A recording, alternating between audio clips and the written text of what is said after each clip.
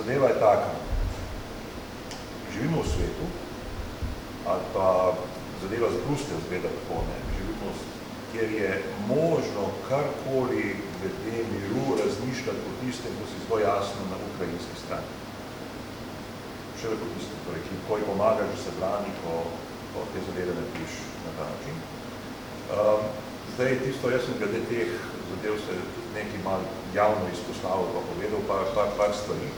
V bistvu ne gre zgolj, v bistvu mir je sestavni del tega, nekaj, kar bi morala biti naša dolgoročna vizija, torej vsako takšno zadevo vsekakor uporabiti, ampak ko gledaš pa čisto realno, kdo bi pa lahko bil posrednik ali kakoli kazno, pravzaprav samo še do 3 držav v tem svetu, ko gledaš sam tu. Med njimi ni Mađarska. Med njimi je Turčija, je Izrael, ampak vsak specifično, doben nima neke strašne moči na samo Rusijo, da bi jo sploh premaknili, ena, ki pa ima moč. In to je Kitajska. In zdaj, tisto tudi, kar mi govorimo in upamo, da smo usamljeni pravzaprav Rusijo, jaz tega ne bi. Mogoče z te evropske perspektive zgleda, pa pogleda svetovno perspektivo, ne. Koliko sem celo vidim, gre smo na srečo nekaj 20. Tako da, zadeve se ne odvijajo nujno tako, kot pravzaprav pričakuješ v celotnem zadevu. To pa, da se je treba na nek način vedno tudi zavzemati za prekinitev sovražnosti in potem s tem, ko je osnovni pogoj, da pride do miru, to pa mislim, da imamo mi nekako v DNK-ju naše ustave zapisano, na nek način zapisano, hvalimo se s tem za svojo himno, mislim, te zadeve bi morali biti samoumne. Ampak seveda jih ne moreš potisniti toliko v spredje in nadomestiti vse tisto, kar je osnovni pogoj. Da se kvalificiraš, da lahko na tem področju sploh karkoli narediš, da kvalifikacija ta trenutek na Zahodu, da absolutno in brezrezervno podpreš Ukrajino v njeni obrambni vojni. Tako da, hkrati pa nimaš nekega neposrednega vzvoda, da bi se celotno zadeva lahko kakorkoli drugače naredila.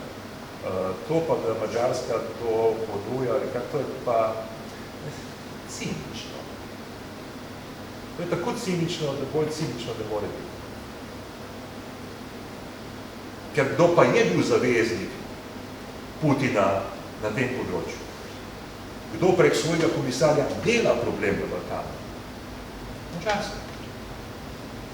Kdo je podaljšana roka, vzajemo pol leta nazaj, ustvarjanja negativne klime, še hujšo negativne klime, ki bi lahko povečala rusko vpliv na področju Zahodnega Balkana? Vedno Mađarska.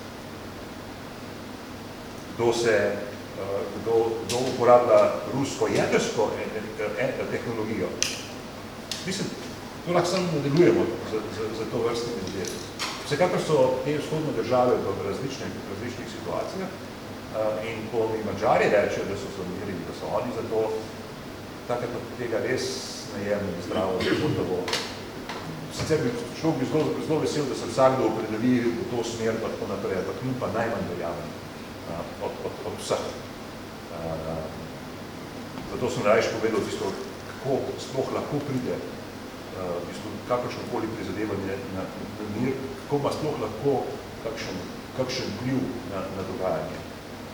Treba je najprej seveda, zato da sploh lahko idemo do tja, poskrbeti za to, da se čim prej prenehajo sovražnosti. Pustimo zdaj. Da nehajo ubirati ljudje in potem pelje zadevo naprej. Ampak ve se pa, in to pa je splošno znanje mednarodnih odnosov, da tudi v najhujši vojni diplomacija deluje. Ker ni dobenega druge možnosti, da bi do miru prišlo. To se pa ve.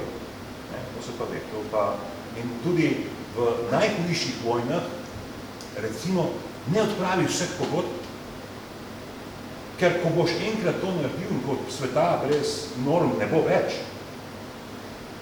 smo mi, glede na našo velikost in tako naprej, v marsikdaj veliko bolj ranljivem položaju, kot sem mislil. Tako da tega se je pač potrebno nekako zavedati.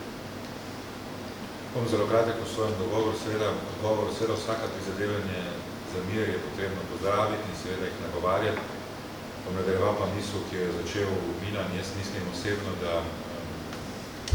Madžarska ni tista evropska država v tem trenutku, ki bi bila v položaju, predvsem, ko govorimo o njeni kredibilnosti v odnosu do obeh vedenih držav, ki bi lahko ustvarjala pogoje za resen dialog na poti k miru.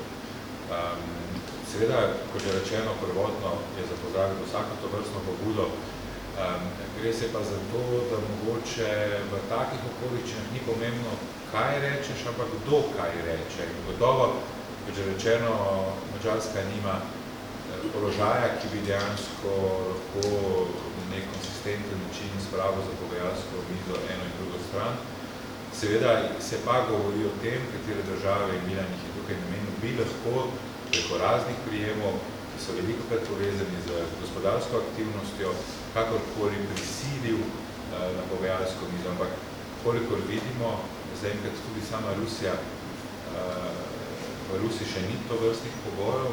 Tisto, kar pa moramo vse imeti v vidu, ko govorimo o državah nekdanje Sovjetske zveze, je, da je njihov prag tolerance pri času kriz, ko nastanejo, bistveno višji, kot ga zahodnjaki poznamo. Jaz imam nekaj izkušenj s temi državami, veliko sem jih prepotoval in njihov odnos do kriz je bistveno drugačen, kot ga zahodnjaki poznamo. Torej prag, bom rekel, po domače, prag tolerance do trpljenja je nekoliko višji, ki ga na zahodu mogoče povsem ne razumemo. In je to gotovo eden od elementov, ki jih moramo v teh okoliščinah tudi upoštevati.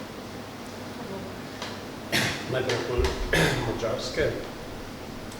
Vedno v Evropskem parlamentu državljana Srbije, ki ima madžarsko državljanstvo in je v Evropskem parlamentu. Imamo tudi kolegice iz Ukrajine, ki ima madžarsko državljanstvo in je v Evropskem parlamentu na listi Fidesz. In ko sem prej omenil 3 cesarstva, mogoče lahko še kakšno avstro-ogrsko omenil, pa ogrsko v tem primeru izpostavil. In te težnje, enkrat je že imel na mori, drugič bi Orban imel manj težav za skrbo z nafto, če bomo morje pustili v zadnjo, pa take izjave, ki so tudi neke težnje in tudi konec koncev ta njegova zadržanost v obsodbi Rusije nekateri povezujejo z ambicijami tudi Madžarov na ukrajinskem območju. Zdaj, kar se tiče pa te vojne in pa trenutka, kdaj se za pogajalsko mizo, to je vojaška zgodba, tudi sam mislim to doma, sem pa kar z nekaterimi se malce pogovarjal o tem in zdaj, če gledamo potek vojne, Putin se največ predstavljal, da se bo sedel z Ukrajinci ali pa pogovoril, kakšna bo Ukrajina, ko bo zasedel Kijev, ko bo Zelenski v tujini in ko se bo to, kar je dejal, da to niti ni narod, niti ni država v resnici. To mu je spodletel, se je vrnil in zdaj sistematično napada in podira, ruši pred sabo vse z ciljem zasesti Donbas. In najbrž bo se takrat zdaj pripravljen pogovarjati.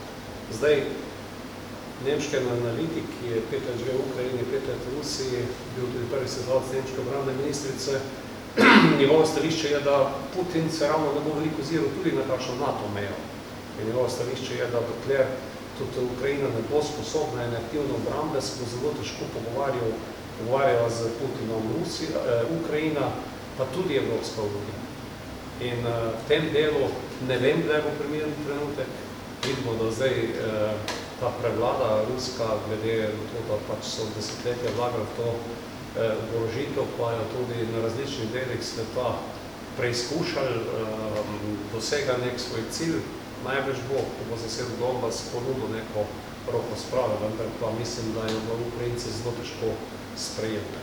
Zdaj, lahko gremo tudi nazaj, ali je bilo za Evropsko unijo pa NATO dovolj takrat, ko je s plivom prišla prek Bolgarije, Romunije na Črno morje, ali je to, kar se je zgodilo 2014, ko se svoji Ukrajinci pogledali proti Zahodu, pa jih je tudi Zahod tem podprl v prav, ni prav, je to povzročilo tenzije, vendar pa jaz mislim, da ena od stvari, ki jo Putin najmanj želi, je to, da bi na rusko mejo prišel ali v Ukrajini, ali v Belorusiji, nek sistem, ki bi pokazal, da se da živeti demokratično, ki se ni treba bati avtoritarnega sistema, kjer lahko živijo tako, kot živijo Balti, recimo, ki so bili časih Belorusije. In da je to ustvarjanje te tampon cone že z tega vidika vrednot, načina življenja, uspešnosti ekonomije in seveda tudi vojaške varnosti, nekaj, kar je v tem genotipu Putina in pa ruske te strategije.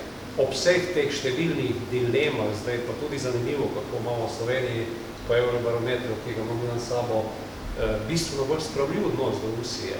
Je mogoče to tudi, ne vem, del naše zgodovine. Ne strinjam se s tem, da je to del slovanske pripadnosti Rusiji, kot je v zadnjih dneh rečeno. Je pa zelo zanimivo, da je pri nas ta odnos do tega dosti bolj, bi rekel, sproščen, kot je v večini držav Evropske unije. Tisti, ki so pa ta sistem preizkusili, Poljaki, Latvijci, Estonci, Litvanci, pa res nimajo nobenega problema se opredeliti, kaj je to prav in kaj ni prav, jaz tudi. In v tem primeru pritrjujem. Za nazaj pa gledamo, kdaj se je to začelo, pa kdo je prestopil, kdaj je kakšno točno. Hvala lepo, imamo mogoče.